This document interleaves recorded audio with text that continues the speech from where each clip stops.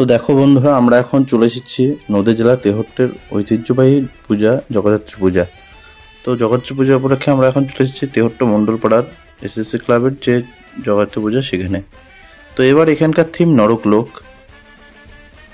এবারে ভেতরে গিয়ে আমি তোমাদের সম্পূর্ণ দৃশ্য তুলে ধরার চেষ্টা করব। এখানে সম্পূর্ণটাই জীবন্ত মানুষের দ্বারা তৈরি।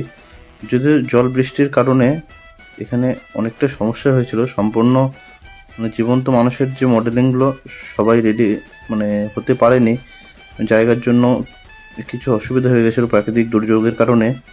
তো যতটা পেরেছি ততটা কভার করার চেষ্টা করেছে এবং এখানকার পুজো কমিটি যতটা পেরেছে ততটা মানুষের সামনে তুলে ধরার চেষ্টা করেছে। এবং আশা করি আজকে মহাদশমী, তবে আমাদের এখানে একাদশের দিন বিসর্জন। তো এইখানেই আজকে দশমীর দিনেই আশা করি যদি সব কিছু ঠিকঠাক থাকে তাহলে হয়তো মানুষের ভালো রকমভাবে শোটা দেখতে পারবে। তো এই কিছুক্ষণ আগে সাজা দিচ্ছিল যে যমরাজের ওখানে যেরকম সাজা হয়, এখানেও সেম একই এই যে সাজা হচ্ছে। প্রত্যেকটা এখানে মডেলিং থাকবে এবং প্রাকৃতিক দুর্যোগের কারণেই আজকে হয়নি। তো তোমরা দেখতে থাকো ভিডিওটি। এই যে মাকড়সার জাল দেখতে থাকো সম্পূর্ণ।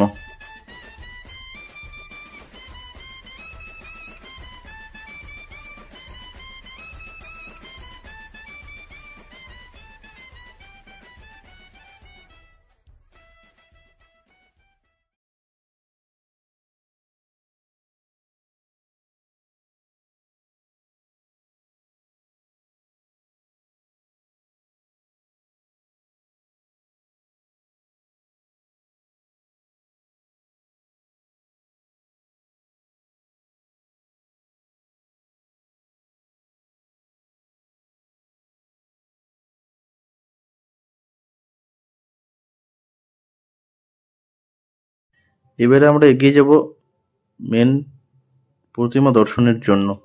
সামনে আমরা প্রতিমার কাছে চলে এসেছি এবং দেখুন এখানকার প্রতিমাটা খুব সুন্দর হয়েছে। আমাদের নদিয়া জেলার তেহট্টরই আমাদের পাড়ারই বাসিন্দা সোমনাথ পণ্ডিত এই প্রতিমাটি করেছেন এবছর। খুব সুন্দর সাজসজ্জায়, খুব ভালো লাগছে। ঠাকুরের মুখটা দেখুন, পুরো মিষ্টি মুখ, অসাধারণ লাগছে। তো ভিডিওটি কেমন লাগলো অবশ্যই জানাবেন। সবাই ভিজিট করুন আজকে।